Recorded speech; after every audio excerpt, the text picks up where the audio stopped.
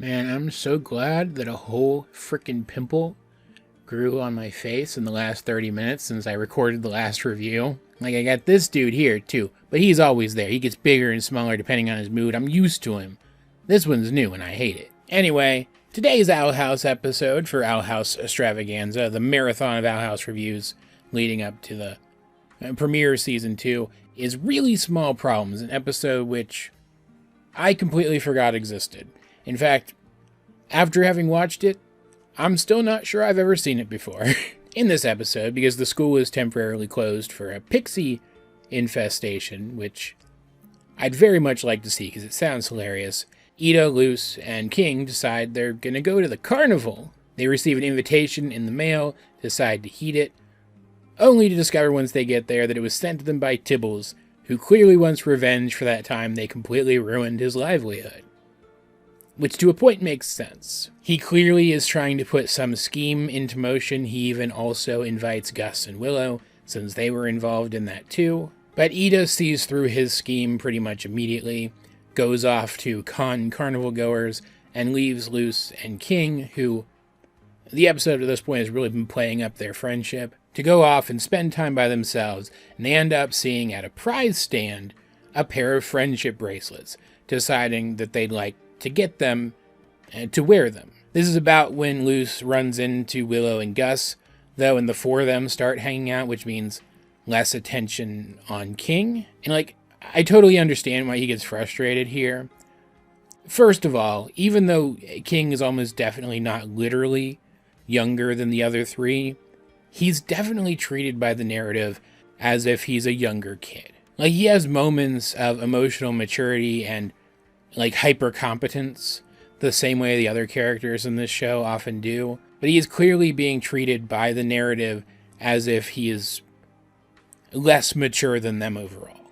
And that goes a long way towards explaining a lot of the stupid stuff he does in earlier episodes before he started to develop. And throughout this, in keeping with that, Gus is treating him like a baby, basically. And he doesn't like that, and Luce is talking to her other friends, and they're as concerned with going on various rides as they are getting tickets to win the prize that he and Luce wanted. He's feeling dejected, and of course, Tibbles is able to take advantage of that to finally enact his scheme. He disguises himself and he gives King a potion which is supposed to temporarily vaporize someone. Just remove them from the situation long enough for you to get done what you want to get done, and then they can be brought back, no harm, no foul. But not only does he lie about how to undo the effects of the potion, he also lies about what the effects specifically are. They actually shrink the person down. And so Gus and Willow get shrunk, which leads to a chain of events which get Luce and King shrunk as well, at which point Tibbles scoops them up and drops them in his, what did he call it? Circus of Tiny Horrors or something like that. It's a little aquarium with a bunch of shrunken animals in it, one of which is literally just a character from My Little Pony, Friendship is Magic. His plan, his revenge plan, is to get the four of them eaten by these various animals, which is pretty freaking hardcore, man. And throughout this entire part of the episode, there are some fantastic shots that are genuinely spooky. They make great use of staging and lighting and just the general really great artwork of this show to come off as really freaking creepy. Tibbles has always been a relatively imposing villain, and despite the fact that he looks like he does, but he's never really been scary, and he was genuinely kind of scary a couple of times in this episode. I liked it a lot. And I also in particular liked that in the end it's King recognizing that he did something really stupid which caused this entire situation, owning up to it, and then giving up the thing that he wanted, the pair of friendship bracelets, to enact a plan which gets them released from their imprisonment. And it's also noteworthy that he didn't mean to shrink Gus and Willow in the first place. He took the potion from disguised Tibbles, of course, but even when he was given a chance to use it to just banish them from the situation for a while, it's clear that he wasn't going to take it. And then they get splashed with it by accident. Luce shows up and is like, hey, let's go get those tickets we were going to get. something which she almost definitely also would have said to him if Willow and Gus had still been there. She probably still would have insisted that they go do the thing that he wanted to do with her, right? And while that does, of course, make him feel guilty, because obviously she was thinking about him more than he realized, he does take advantage of the situation to spend time with this person who is very important to him. And the climax of this episode does include him telling her how important she is to him, how important their time together is. And Luce ends up getting to grow a little bit as a person too, because she realizes that, while it's no excuse for all of this happening, maybe she was being a little dismissive of him. Up until that point when she finally came back to him and said, let's go do the thing.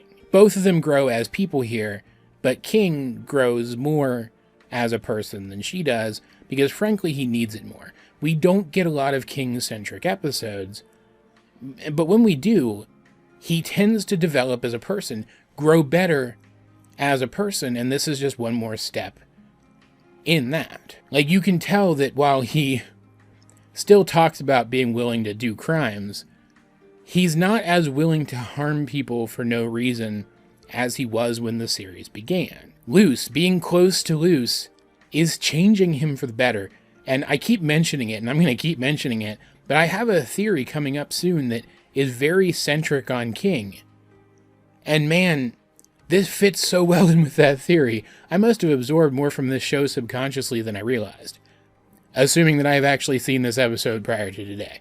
I still don't know if I have or not. Because I still don't remember watching this ever prior to this. There's some really funny Hootie stuff in the background of this one at the beginning of the episode, and then at the end of the episode, almost like bookends for the episode itself. We've been getting more and more little snippets of Hootie's personality lately, and man, he's just like hilariously needy, which is really sad, and it's kind of mean to say that it's so freaking funny, but man, it is so freaking funny. We get more of the same kind of Owl House domestic stuff that we've been getting over the past couple episodes at the beginning of this one, too, that I haven't really mentioned much, but just the characters chilling out in the house prior to the action of the episode happening, doing domestic stuff. And it's really freaking adorable. I could seriously watch an entire show that was just this. And Ida even gets a really funny plot too, where she sets up a stand at the carnival and starts selling human junk to people. It's her same shtick, but it's in a new setting, and the people seem more receptive to it here. So it ends up being fresher than you would expect at this point. And it does culminate in her getting caught operating a stand at the carnival without a license, which leads to a gag in which the police are portrayed as corrupt clowns. And I particularly like that at the climax of the episode, when everybody's trapped, Ida is there. She's been put to work by the clown police. I'm going to start calling them that in real life. And she is in the room with them shrunken down, and she doesn't see them until the action is effectively done. She doesn't need to help them out of the situation at all. It was not only very funny, but showed that these characters are perfectly competent on their own. In fact, when it's just Willow and Gus who are shrunk down, I particularly like that it's Willow who takes charge of the situation and gets them out of the worst of it, and even enacts the plan that gets Luce to notice them, which admittedly does lead to her being shrunken as well, but still, it was a good plan up to that point. And she's shown to be very, very competent. Like, this kid is not just, like, academically smart and a powerful witch. She's also just generally a very intelligent character. I like Willow a lot. And, man, watching this episode probably for the first time was such a treat because of all of that. Because of all that Willow stuff here, it just showcases how great she is. And in the end, King does properly apologize to everyone for what happened, and he gives the 4 remaining pieces of the broken friendship bracelets to himself and to the other 3 as a way of sealing that apology. And they do accept, and it's a very cute moment. Overall, there's not much more to say about this episode, though. It's funny. It's got the same kind of blink and you'll miss it, entirely unnecessary comedic details littered throughout it that most of the episodes of this show have. It's punny. There were some great bread puns in this episode, which you'll only understand if you watch the episode, and I'm not going to spoil it for you. The carnival is super visually interesting, and Tibbles and his plot was also fairly interesting. Like, I can take it or leave it. They could have worked in literally any other semi-action-y climax to this episode that got King to that same point, and I would have liked it just as much. But it was still something which pumped up the episode's excitement factor a little bit, gave us a neat action-y climax, and I'm not going to complain about that. No real lore in this one, though, at least as far as I could tell, unless I'm right, and King's character development in and of itself is kind of lore. But we'll get to that when I get to that theory. Probably. I'll probably talk about this there. I'm still not sure. I'm still writing it. As per usual, though, I'd like to know, what do you guys think of Really Small Problems if you have seen it?